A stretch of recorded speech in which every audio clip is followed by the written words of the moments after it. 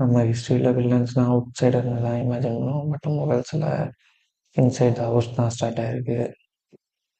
அவுரங்கசீப்போட own brothers, அவங்களோட அப்பா,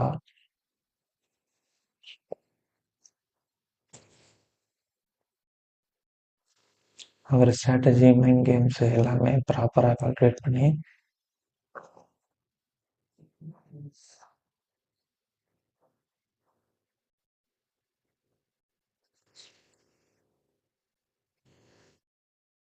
நம்ம ஹிஸ்ட்ரியில் வில்லன்ஸ்னாலே அவுட் சைடு தான் நம்ம நினச்சிட்டு இருப்போம். பட் முகல்ஸ் எம்பையரோட டிஸ்ட்ரக்ஷன் இன்சைடு த ஹவுஸ் தான். அவரோட அண்ணன், தம்பி, அவங்க அப்பா இதுலேருந்து தான் ஆரம்பிச்சது. அவுரங்கசீப் எப்போதுமே எல்லாத்தையும் ஒரு ப்ராப்பராக பிளான் பண்ணி பண்ணக்கூடிய ஒரு ஆள். நம்ம அவுரங்கசீப் எந்த ரிலீஜியனை ஃபாலோ பண்ணாரு அப்படின்றத பற்றி நம்ம பேச போகிறதில்ல.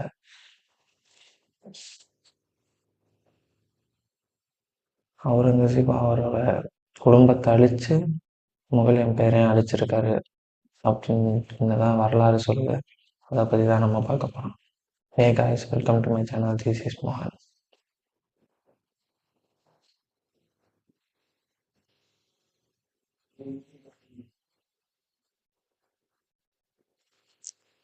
ஷாஜகான் எம்பையர்னு சொன்னாலே நம்ம ஒரு லக்ஸுரியஸ் பீக்கான எம்பையர். ரொம்ப வெல்த் இருக்கக்கூடிய, ரொம்ப நேவி, மிலிட்ரி இதெல்லாம் ரொம்ப ஸ்ட்ராங்காக இருக்கக்கூடிய ஒரு எம்பையர் அப்படின்னு தான் பார்த்துருக்கோம். ஷாஜகானுக்கு மொத்தம் 4 பசங்க இருந்திருக்காங்க. ஒருத்தர் தாரா சிக்கோ, சுஜா முராத், கடைசியாக தான் அவுரங்கசீப்.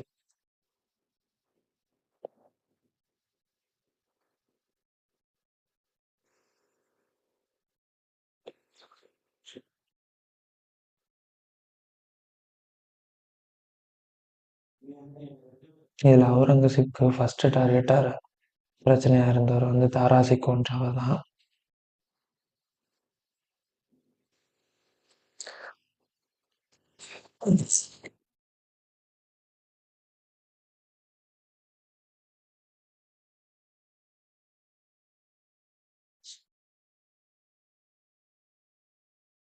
தாரா சிக்கோன்றவர் முகல் எம்பையரோட மிகப்பெரிய பாப்புலரான இருந்த ஒரு ஆள் தான். ஆர்டிஸ்ட்க்கு, ஸ்காலர்ஸ், நோபல்ஸ் ப்ரைஸ் வாங்குறவங்க இவங்களுக்கு எல்லாமே வந்து அவுரங்கசீப் சரி தாரா சிக்கோன்னா ரொம்ப பிடிக்கும். பப்ளிக் எல்லாருமே இவர் தான் ஃபியூச்சர் கிங்காக வருவாங்க, ஷாஜகானுக்கு அப்புறம் அப்படின்னு நினச்சிட்டு இருந்தாங்க. அவங்க அவுரங்கசீப் இதுதான் பெரிய பிரச்சனையாக இருந்துச்சு. ஸோ அவுரங்கசீப் தாரா சிக்கோக்கு சுற்றி புலி பறிக்க ஆரம்பித்தார். அந்த புலி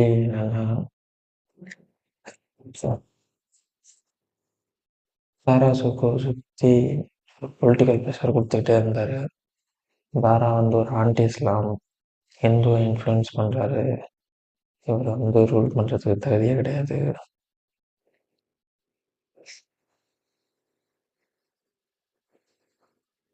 அவுரங்கசீப் ஆஃபீஸர்ஸ் எல்லாத்தையும் இண்டிவிஜுவலாக மீட் பண்ணி துரோகம் பண்ண அவர் வச்சிருக்காரு தாரா சிக்கோக்கு.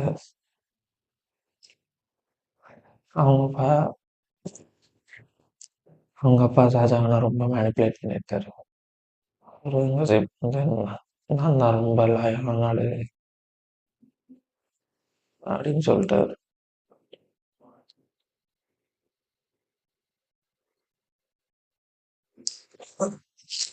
இந்த பேட்டில் தாரா சிக்கோ லாஸ் ஆகி இங்கேருந்து ஓடியே போயிட்டாரு.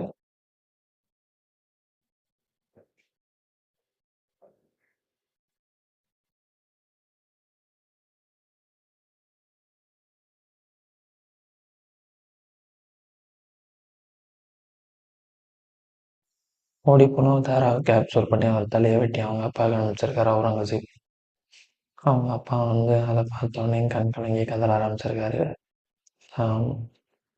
தன்னோட அண்ணனையோ தம்பியோ கொண்டுட்டோமே அப்படின்ற ஒரு எந்த ஒரு ஃபீலிங்ஸ் இல்லாமல் அவுரங்கசீப் நின்றுட்டுருக்காரு.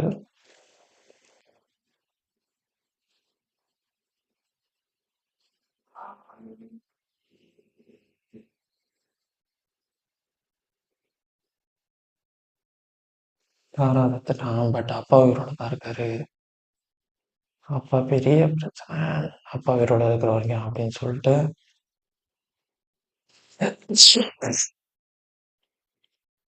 ஆக்ரா கோர்ட்ல இருக்கிற பிரிசனில் அடைச்சி வச்சுட்டாரு. விஷயத்த யாரும் அவரை பார்க்கக்கூடாது. லெட்டர்ஸ் எல்லாமே மானிட்டர் பண்ணணும். அவருக்கு வர லெட்டர் எல்லாத்தையும் மானிட்டர் பண்ணி தான் அனுப்பணும் அப்படின்னு சொல்லி முடிவு எடுத்துட்டாரு. வெல்த், பணம், நகை எல்லாத்தையுமே இவர் கண்ட்ரோலுக்கு எடுத்துட்டாரு அவுரங்கசீப். ஷாஜகான் முழுமையாக தனிமைப்படுத்தப்பட்டிருக்காரு.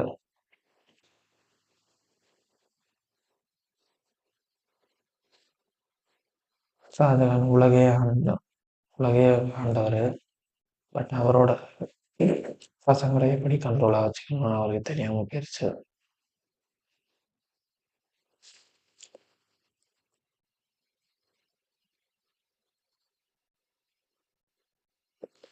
ஷாஜகானோட ரொம்ப கடைசி நாட்கள் என்னன்னா, மும்தாஜுக்காக கட்டின தாஜ்மஹாலையே அவுரங்கசீப் பார்க்க விடலை.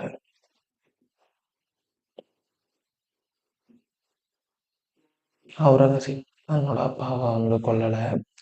அதுக்கு பதில் அவங்க அப்பா இருந்ததுக்கான அடையாளத்தை அழிச்சிட்டாரு.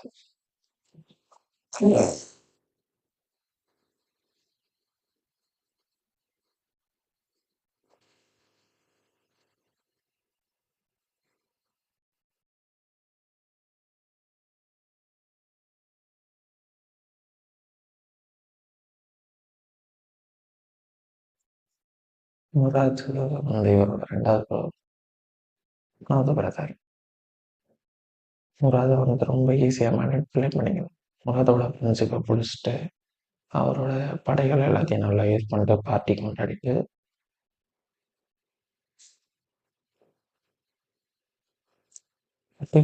முராத்து குடிச்சிட்டு நல்லா என்ஜாய் பண்ணிட்டு இருக்கும்போது என்ஜாய் பண்ணிட்டு ரெஸ்ட் எடுத்துட்டாரு. அந்த டயத்தில் அவுரங்கசீப்போட படை இவரை அரெஸ்ட் பண்ணி தூக்கிட்டு போயிட்டாங்க. முராதை சைலண்டாக எக்ஸிக்யூட் பண்ணிட்டாங்க.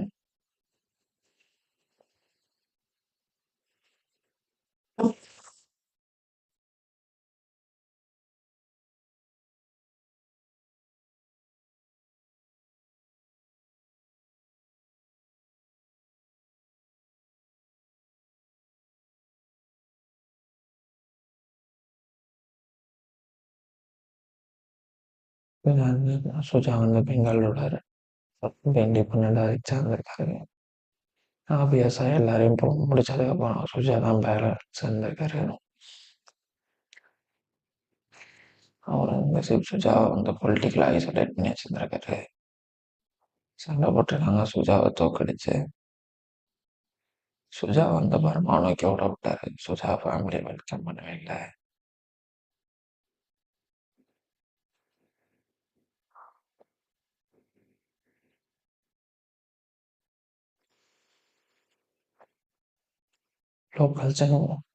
லோக்கல் கிங்ஸ் எல்லாருமே சுஜா ஃபேமிலிக்கு சொல்லிட்டாங்க, அவுரங்கசீப் சுஜாவை காலி பண்ணிட்டாரு அப்படின்னு சொல்லிட்டு.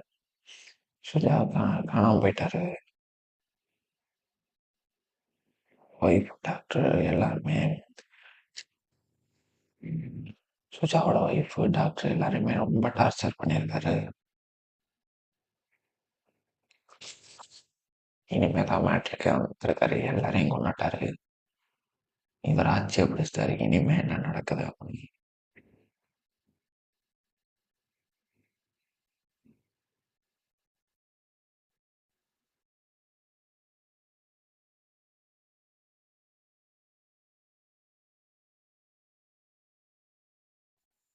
அவுரங்கசீப் எல்லாரும் நினைப்பாங்க மோஸ்ட் பவர்ஃபுல் அப்படின்னு சொல்லிட்டு.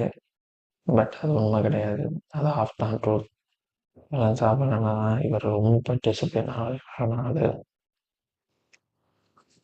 எந்த அளவுக்கு டிசிப்ளின் அப்படின்னா, ஒரு நாளைக்கு குறைஞ்ச மணி நேரம் ஒரு நாளைக்கு குறைந்தபட்ச மணி நேரம் மட்டும்தான் இவர் தூங்கக்கூடியவராக இருந்திருக்காரு. ரொம்ப டிசிப்ளினையும் செக்யூரிட்டியாக ஃபீல் பண்ணியிருக்காரு. செக்யூரிட்டி டிசிப்ளின்ஸ் இருந்துச்சுன்னா ரொம்ப கஷ்டம்.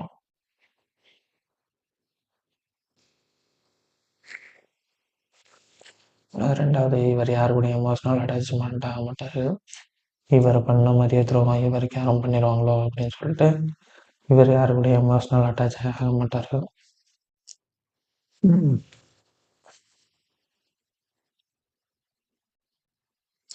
ரொம்ப வருஷம் காத்திருந்து கண்ணி வச்சு பிடிச்சேன் பார்த்தியான்னு சூர்யா சொல்கிற மாதிரி ரொம்ப வருஷம் காத்திருந்து தான் இவர் எந்த ஒரு எக்ஸிக்யூஷனும் பண்ணுவார், யாரையும் அட்டாக் பண்ணுறதுனா பண்ணுவார்.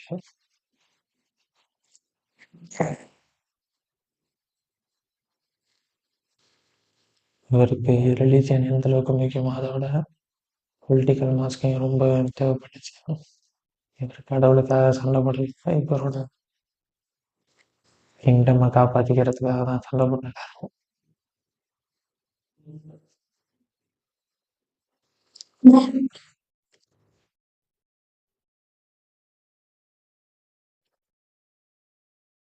இப்போதான் கிளைமேக்ஸ்க்கே வரும்.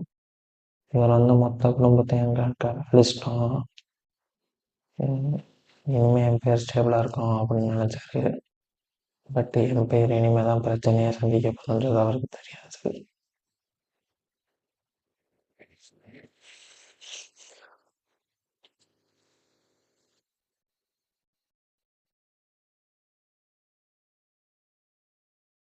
இவர் நிறையா பிரச்சனையை உருவாக்கி விட்டார்.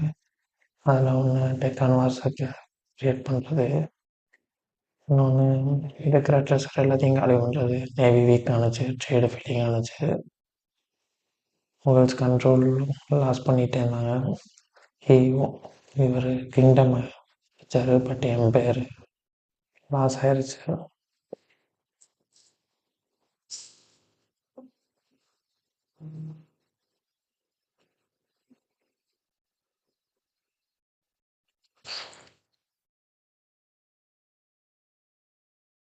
அவுரங்கசீப் 26 வருஷம் சவுத் இந்தியாவில் தான் ஆட்சி அமைச்சிருந்திருக்காரு. இவர் எம்பரரில் இருந்தாலும் ஃபீல்டில் தான் காலத்தை கழிச்சிருக்காரு.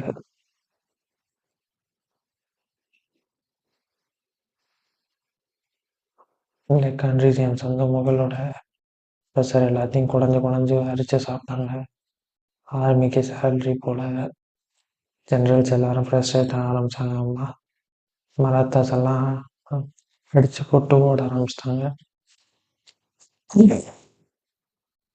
அவுரங்கசீப்க்கு கொல்லாம சுத்தமாக புரியல. இவர் ஆர்மியை டைஸ் மாதிரி யூஸ் பண்ணிக்க ஆரம்பிச்சாரு.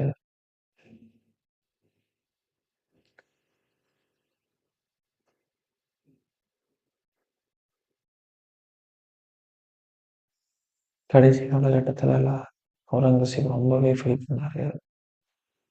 அவரோட மைண்ட் செட்டு, அவர் இறக்கக்கூடிய தருணங்கள் எப்படி இருந்துச்சு அப்படின்னா, யாருன்னு எனக்கு தெரியல, நான் தனியாக வந்தேன், தனியாக போகிறேன், என்னோட குழந்தைகளை எனக்கு எகென்ஸ்ட் ஆகிட்டாங்க அப்படின்ற மாதிரி தான் இருந்துச்சு. இவர் அப்பாவை அழிச்சாரு. ஒரு முழு எம்பையரையே பயத்தினால உருவாக்கினார். அதே பயத்தினாலேயே இவர் இறந்து போனாரு.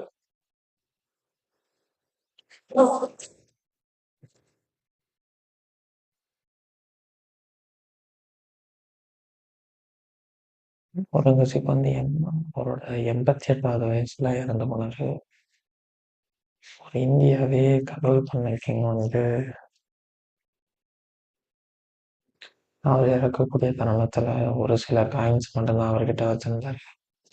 இவர் கவர்மெண்ட் இறக்கும்போது என்ன சொல்லியிருக்காரு அப்படின்னா,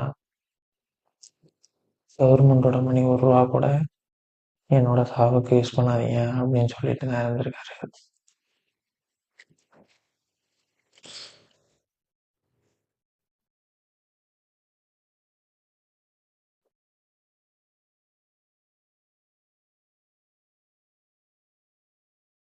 அவுரங்கசீப் என்னதான் பவர்ஃபுல் கிங்னு சொன்னாலும் உண்மை என்னன்னா, இவர் வின் பண்ணல, இவர் நிறையா லூஸ் பண்ணிட்டாரு. ஃபார் எக்ஸாம்பிள், இவர் அவங்க அப்பா அழிச்சாரு, அவர் பிரதர்ஸ் அழிச்சாரு, சொந்த பேர் அழிச்சாரு, நிம்மதி அழிச்சாரு.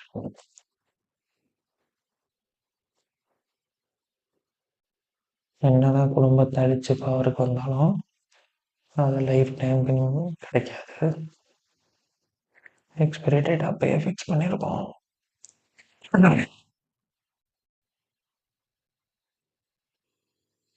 இது வந்து ஜஸ்ட் ஹிஸ்ட்ரி கிடையாது. இது வந்து எல்லாருக்குமே வார்னிங். தான் குடும்பத்தை அழிச்சு தான் மேலே சாப்பிடணும்னு நினைக்கிற எல்லாருக்குமே இதெல்லாம் நடக்கும். இதை நம்ம ஒரு வார்னிங்கை தான் எடுத்துக்கலாம். அவ்வளோதான் கைஸ் வீடியோ. மறக்காமல் லைக் பண்ணுங்கள், கமெண்ட் பண்ணுங்கள், சப்ஸ்கிரைப் பண்ணுங்கள். தேங்க்யூ.